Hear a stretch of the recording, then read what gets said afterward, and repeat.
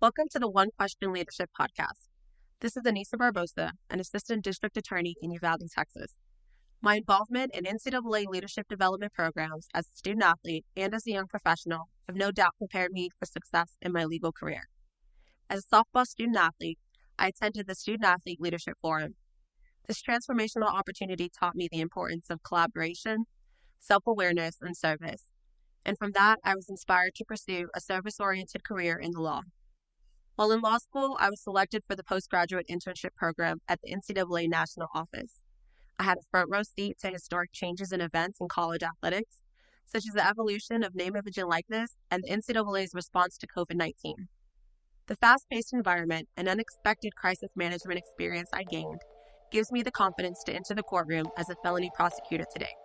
Enjoy the episode.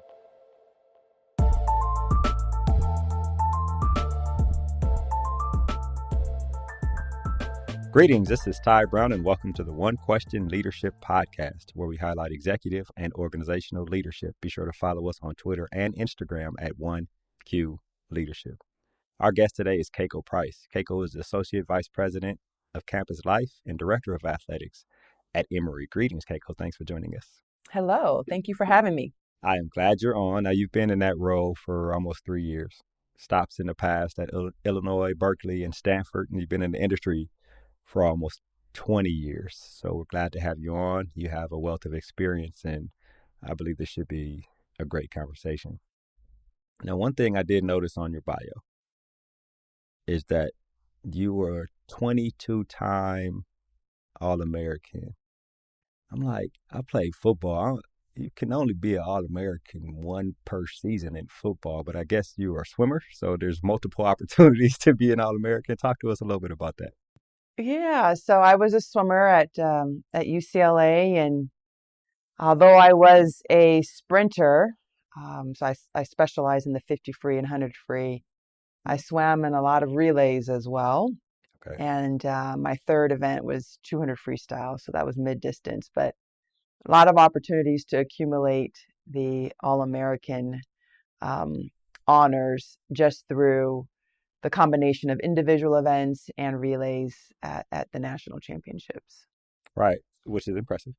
So, working in this industry, you're an advocate for sports, I assume, right? I'm an advocate for sports, even though I'm industry adjacent.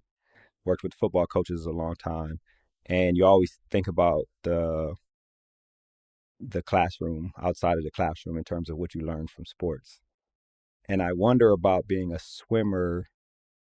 I understand diligence, I understand competition, but tell me about the team aspect. I always wonder this when I talk to people who ran track too, the team aspect of being an individual competing on your own, but you're also a part of a team, and then how that translates now that you are in the athletics director role.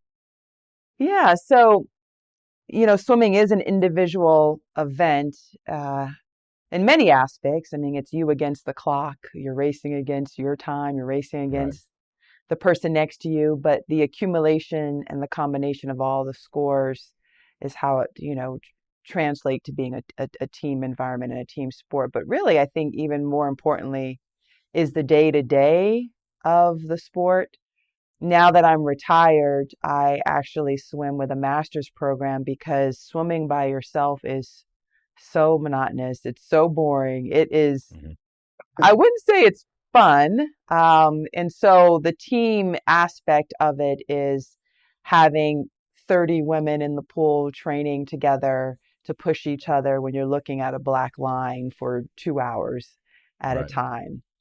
And just the day-to-day grind of not just being in the pool, but all the other parts of what comes into play to perform at a high level. So the strength and conditioning aspect, study hall, the dry land workouts that we did, all of that makes it a team effort. And I think in the work that I do now, I really believe that it takes a village to make it through this business. And so I focus on creating an environment in my department where everyone is working together, whether it be my strategy for involving the entire athletic department in creating our new vision and mission and values, or just my leadership style with our leadership team and having them involved in every decision that we make. It's very important.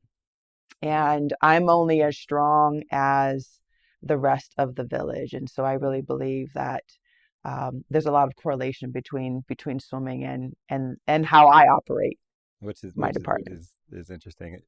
Swimming, you see people breaking records over the last few years, and I don't know how to interpret that. But as a swimmer, when you see times that people are swimming now, is this like, man, this person, Oh, yeah, like what?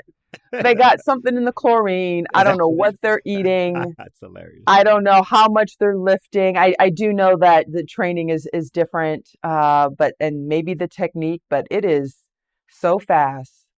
Yeah, I don't fully comprehend I how I don't get. how athletes are posting the times that they're posting, but it's also exciting to see. It has to be. So in the chair for almost 3 years. At some point over 20 years in the industry, the evolution of leadership, right? You come to learn how to have tough discussions or tough conversations. You come to learn how to be strategic in terms of thinking about the outcomes after the decision. But then there's also an aspect of making uncomfortable decisions, right? I've heard other athletic directors talk about making a decision that challenges two of your core values, and you got to decide which one to make because the decision has to be made. I wonder about you. At what point did you accept that uncomfortable decisions were a part of leadership? And also, if you have an example of an uncomfortable decision that you could share with us. Yeah, so I've had to make uncomfortable decisions throughout my career, and Mm-hmm. definitely as I ascended in my career, the higher up you go, the more you get paid.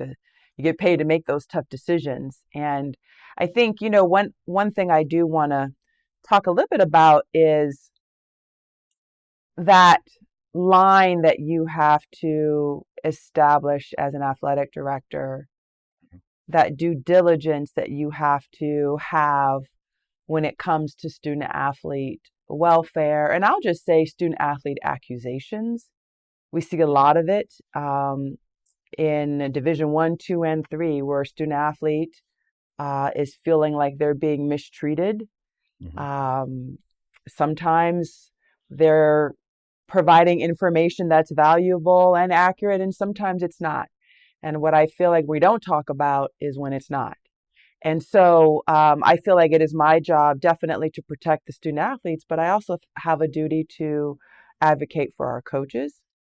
And there's been times throughout my career where students will come forward um, with accusations of being bullied or being mistreated or the coach being racist. And, it kind of makes you think, wow, is this really going on under my purview? And I did not see this.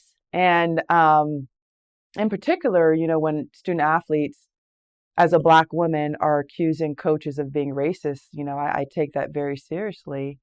But I think what I have had to do is make sure that the student athlete is feeling supported, but also support the coach. And so there's been times in my career and even here at Emory where I've had to have or to do an assessment where everyone is involved, right? So it's not just the student athlete's word against the coach, and then that's what it is, right? It's taking the time to assess, to hear both sides, to talk to support staff, to involve parents as needed, to really get to the root of the issue. And I've had to deal with that here at Emory, where there was an accusation about a coach being racist, and really just kind of digging through that to find out what was really, really going on. It's something that I feel like it's important, and there are coaches that are losing their jobs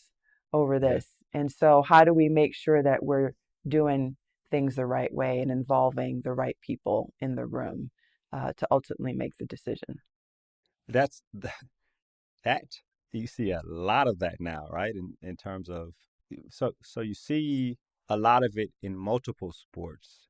You see a whole lot of it when it comes to women's sports. Yes. And I've always wondered about the due diligence of finding out exactly what happened. If you just read the articles, as you mentioned, you see a student accused. You say they seem like they may have asked a couple other students, and then the coach is fired. Yes. But what is the due diligence to find out what exactly happened? The whole 360 view of what happened. After going through something like that, whether it be there at Emory or in the past, have you created your own internal process of assessment to be able to find out either, the one perspective versus the other perspective versus the truth? Like, tell me about your process in that type of situation. Yeah, I think it varies from situation to situation, but in general, I think what I try to do, and it's been a little bit harder for me in the chair because of time commitments, but really being present as much as I can around a program. So you learn a lot just being at practice, traveling, being on the sidelines, right? Yeah. Just being there, and so you really know what the coach is doing. I think that's number one, very, very important. And I got a lot of experience with that at Illinois due to the organizational structure that was in place there. We had dedicated sport administrators where that was, their primary job was to be present and to be able to really know the ins and outs of what was going on a day-to-day basis. And so, I think that's important. I think definitely spending a lot of time with coaches and being engaged with them, hearing them out, understanding their values and philosophy, having that trust is important upon hire. But then also balancing that with, if you know what's going on with your coaches, if you're around the programs and when there is an accusation that comes forth, you will be able to know if there's what's really, really going on. Is a student athlete not getting playing time and they want playing time, so they're going to try to throw the coach under the bus? Or is it the parents who thought that their child was better than what they are and they're not as good as they thought, and so they're trying to influence their child and the coach on decisions that are being made? Is it, a toxic culture that's been passed down from generation to generation? But I think, that's generally my approach. And then, when situations do arise, I think it's important to talk to multiple stakeholders to really get as much information as you can before making a decision or before making an accusation. Right.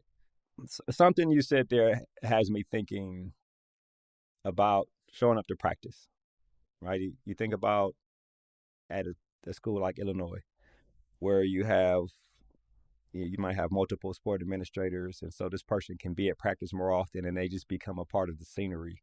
So the coach is going to be who they are, no matter who's at practice. Now, Emory, I believe it is probably a little different. Staff is probably not as big. So then when you show up, like, is the coach putting on a show? If the coach is toxic, will they be toxic when you disappear, or will they be toxic when you're standing at practice? Tell me about that when you don't have as big a staff for people to become a part of the scenery in terms of sport administration. Yeah, I mean, I would hope that they're going to be their authentic self 24/7, and at some point they will be exposed. Yeah. So yeah, I mean, it's definitely more difficult when you're sharing a caseload of 13 coaches amongst two people. But I think, when you're around people enough, it's going to come out sooner than later. So if I'm not at practice, I'll see it in the office, right? I'll see it in my one-on-ones. And, I think that's where just making sure that you make good hires is important. But I'm not so concerned about that here at Emory.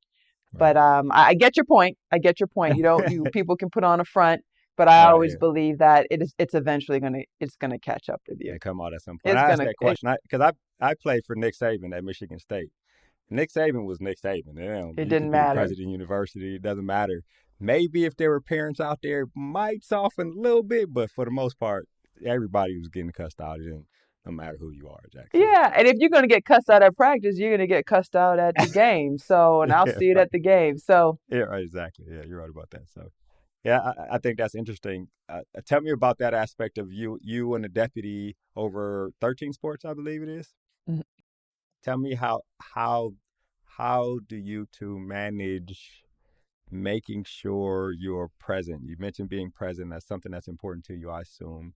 How do you manage that and run a department and run campus recreation? Just the whole aspect of everything being in the chair there at Emory. Yeah, so I will admit, it has not been easy. I was just talking to a coach this morning about how I feel like I'm pulled in so many different directions. I haven't been Mm-hmm. able to be as present as I would like. I haven't been able Right. to go to practices as much as I would like. That's my goal for this year is to just be more visible, travel more besides just postseason.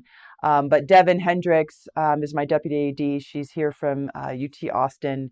She and I touch base on a weekly basis regarding high level issues that may come up with our programs. And I think just that communication and communicating with our leadership team. We meet once a week involving sports med, student athlete development, compliance, our senior women administrator. Just having those multiple touch points um, is very, very important so that we're all on the same page. But yeah, it has not been easy. I will say that's one thing that I feel guilty about almost because one of the big differences between my previous institutions and Emory is that I do report to student affairs. And so with that, I am a member of the executive team for student affairs. We call it our student affairs division is called Campus Life here at Emory. And so I am expected to meet with my boss, Enku Galai, and her executive team of 4. We meet every day. I'm expected to be present at events on campus for the Wow. students, not just the athletes. So I went to 6 different graduations. I was at every orientation event. Wow. I'm included in multiple searches that are not in athletics and rec. And so, my calendar fills up pretty quickly. And so I think that has been probably the biggest adjustment for me to Division 3 is many Division 3 institutions, and in particular in our conference, report to student affairs.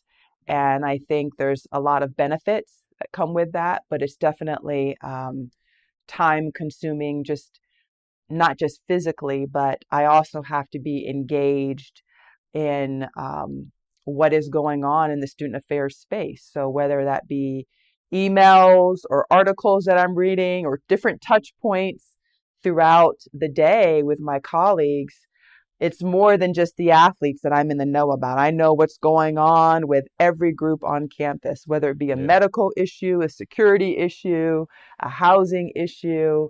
And so the great thing about that is I can then communicate that information to our coaches and our student athletes. But it's pulling me away from It yeah, sounds what like I'm a whole used to lot being actually. able to do. So it hasn't been easy. You, you said you meet every day.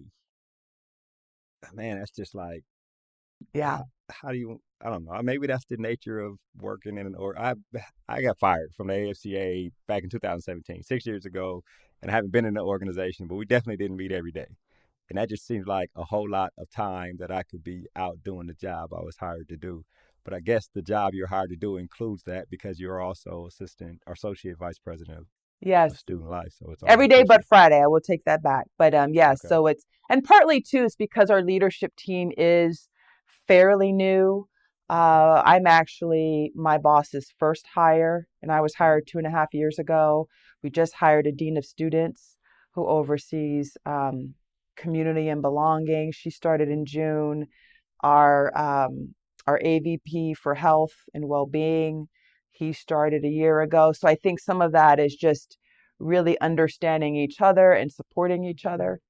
But yeah, 4 days a week. So yeah. Yeah, that's interesting. Talk about. I recently had. I have a few. My brain is going in different directions because Okay. there's some questions, right? And I'm actually. I'll tell you the two before I forget them, just in case they don't come back. The first one, I had a conversation with Dr. Miriam Merrill.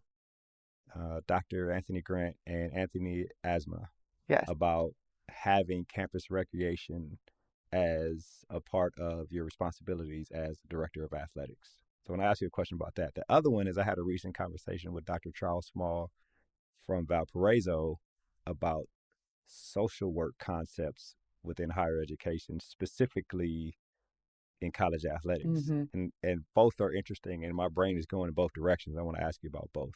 I'll start with the campus life and campus recreation thing. Tell me about how you even mentioned there's some benefit to that. Tell me about how you see that as a benefit in terms of what you do as a benefit to your role in athletics, I guess. Yeah, I will say, when I interviewed for the job, that was the one thing I knew I was going to have to Figure out. figure out for the interview, and then once I got here, and the best advice I had was make sure you have a really good director of rec, and I actually do. So she's been wonderful, but it was foreign to me because at the previous institutions that I had worked at, with the exception of Stanford, athletics and rec were separate. And so, I think with Division III, my staff is actually pretty robust for Division III, but much less staffed than in Illinois, for Okay. example. And so, when it comes to management of facilities, I don't have a facilities staff of 20 just for athletics. Okay. So the institution, because we are merged together with rec, they provide assistance for maintenance of the building and for the grounds, for our fields, and so that's been a great benefit of managing rec. But then, I'm personally someone who's very, very, I place a high priority on health and well-being and fitness in my own life. And so I actually enjoy being able to provide spaces and programs for the community to really meet their fitness needs and to help our student population not only meet their fitness needs, but to give them opportunities to explore leadership, for example, through intramurals and club sports. So that's been personally rewarding.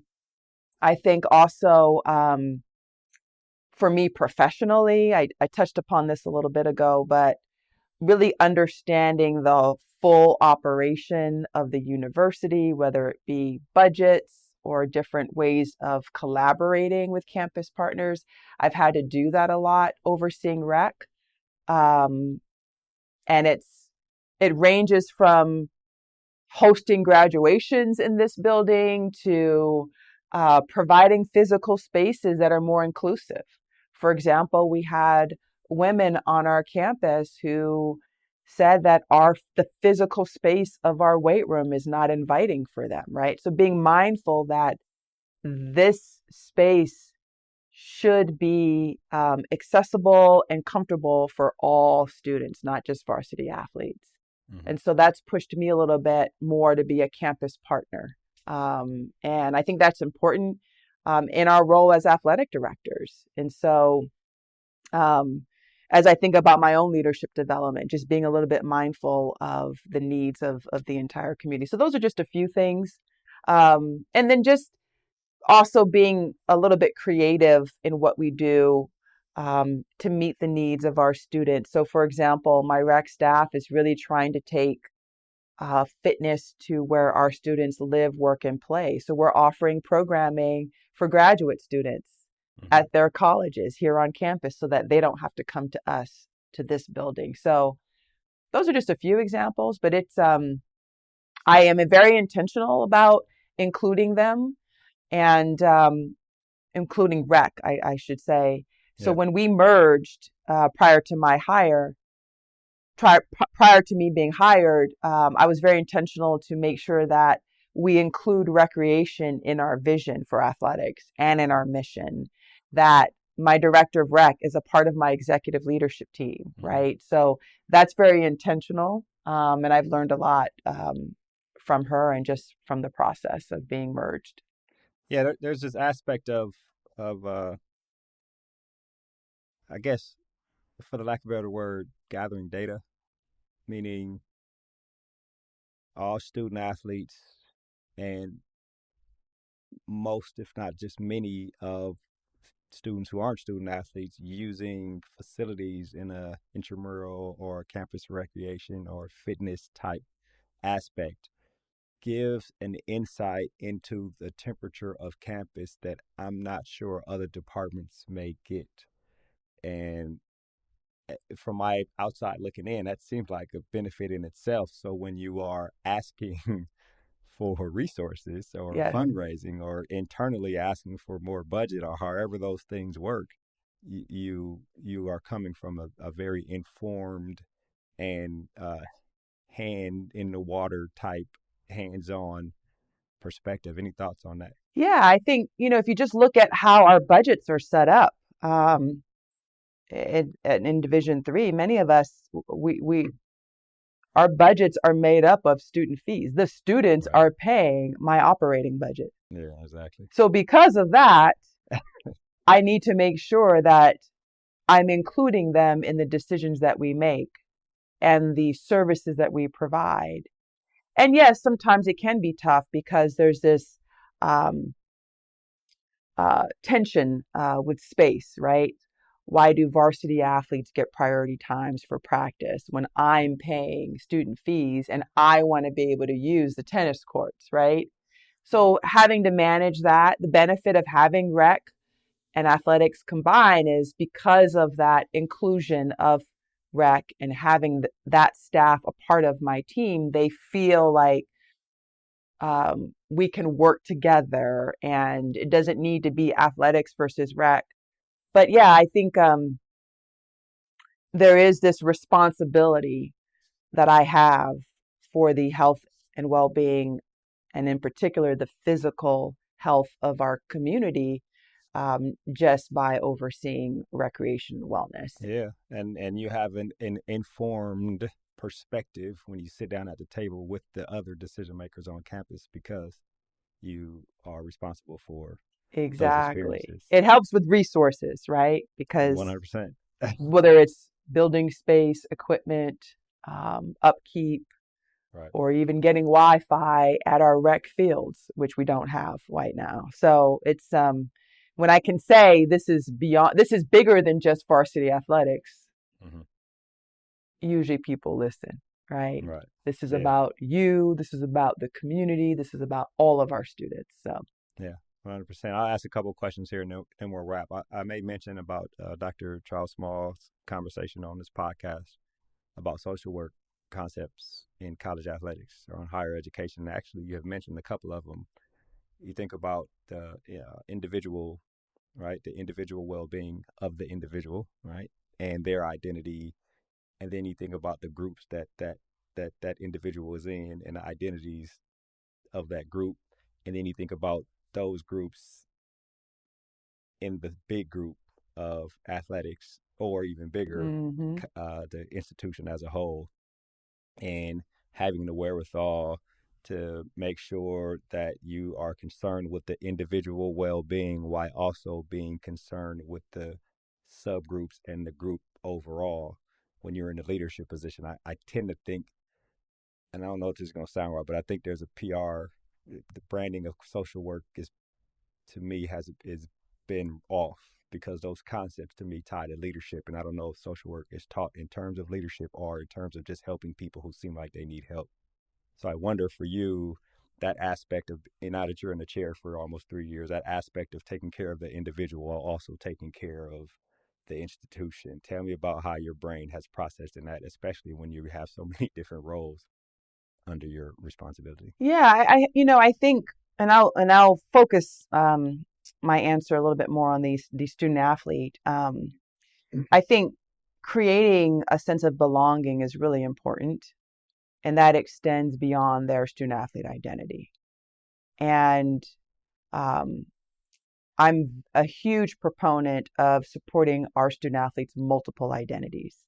So, for example, when I was at Illinois, I was very involved in the DEI work that we did in the department. And so for me to be an athletic director now, I've placed a huge emphasis on inclusion And when our Black student athletes came to me a year ago, letting me know that they wanted to create a community for themselves, I was completely supportive. And now we have a Black student, they call themselves BSAG, Black Student Athlete Group. And so I'm very engaged and present in that space. And now we have a queer athlete club. They call themselves Quack. And they have launched effective this academic year. And we also have a Jewish student athlete group that is forming. Okay. And so just making sure that I manipulate our budget to be able to support their needs has been a priority going into this upcoming year. And even related to that, though, it's more than just letting the students create the groups. It's also letting our coaches know that we need to support them. So I'll give you an example. Last week, we had our first coaches meeting of the year, and I let them know that I met with a rabbi in the summer who informed me that he's getting the sense that our Jewish student athletes are feeling like their Jewish identity is not being supported, understood, and in particular around two Jewish religious observances. And Yom Kippur is one. And so I let our coaches know that we've got a lot of Jewish student athletes who on this day, and I gave them the date, and then I followed up with an email of all of our religious observances so that they're aware. I said, you might want to be transparent and you might want to let your students know that on this Monday, it's okay if you need to miss workouts instead of just letting your students know passive aggressively or indirectly that you support all students, right? Yeah, when right. You say you can have this day off, that is very different. Or if you restructure practice that week, move workouts around so that day is off for everyone, it goes a long way. So I think that's my way of really trying to support our student athletes and their multiple identities to create this sense of belonging for them. In the bigger group, right? As you go up subgroups to the big group. Exactly. Last question here. I know you participated in one or more of the NCAA leadership development programs, whether it be the Institute Pathways or Achieving Communication Excellence. There's a number of them that they put on. I wonder about that experience for you and really experiences in professional development programs in general throughout your career. Yeah, so I was at the University of Illinois when I decided that I wanted to pursue the athletic director path. And that decision was really the result of being inspired by Josh Whitman, who was the athletic director there, and just watching him on a day-to-day basis, watching how he moves, the decisions he makes, why he makes the decisions he makes, really inspired me. And so I was not really involved with professional development at all through the NCAA or any organization. And so I told him that I wanted to be an AD. And so we decided to apply. I think he had to nominate me for the Pathway program. So I did the D1 Pathway track 2018 to 2019. And that experience itself encouraged me even more to be an athletic director. It was a lot of work, very eye-opening. But I also knew that I wasn't going to just put my name for any old job, right? I was very particular about where I wanted to live and the type of institution I wanted to work at. So the NCAA Pathway program was very, very, very helpful for me.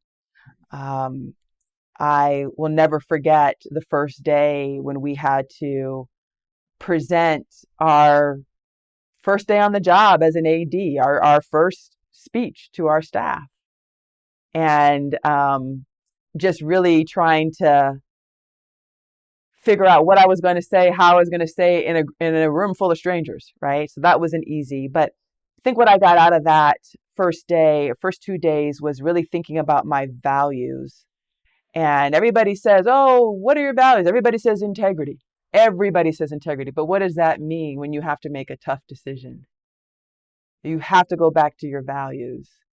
And people have cookie cutter values. You hear the same ones circulated all the time. But when you have to make a tough decision, and we see issues every day on D1, D3 ticker, it makes me think, what would I have done if I was that AD? And I go back to my values, right? It's easier said than done when you're not in the situation, but I like to use that as practice, right? When I see what's going on in the different institutions, the landscape of college athletics in general, that was very, very helpful. Meeting colleagues who, a few of us have now become ADs, and just having people that you can go to and who understand, your day to day was very valuable. And I think the third thing that I really found to be very helpful and very, very important as I went through the search process was just thinking about not just my values, but my why. Why do I do what I do? Right. And it can't just be, because I was a student athlete and I love sports. But what is it that sets me apart from others that led me to where I'm at today? I think that was very important. And so I'm very thankful for the Pathway program, because they helped prepare me for this job, which was really the first athletic director job that I applied for and interviewed for. And so didn't know what I was doing, but I just kept going with the flow. It sounds like it paid off for you. I will ask one quick follow-up.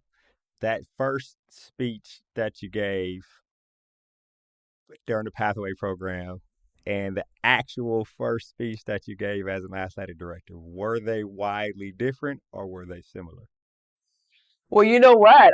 My answer to that was it was COVID when I got this job. And so that created complications. So my first speech was actually an email. And then I had scheduled a call with the coaches and a call with the athletes. So it was not what I had prepared for Pathway, but some of the themes were the same, right? It was really about, why did I even want this job, right? What opportunities did I see that I could bring, right, to make us better?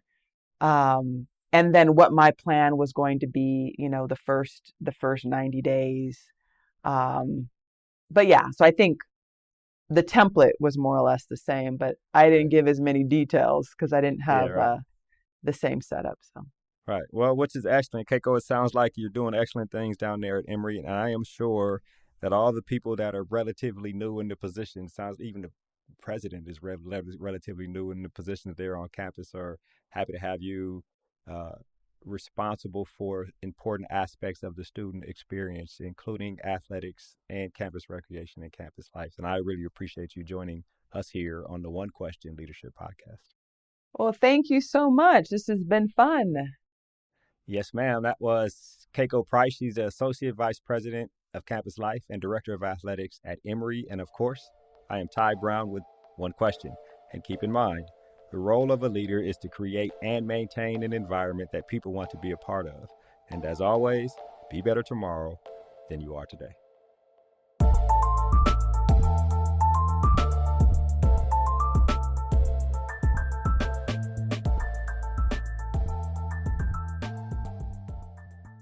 This episode of the One Question Leadership Podcast is produced by Spades Media Group, solving problems using creative leadership.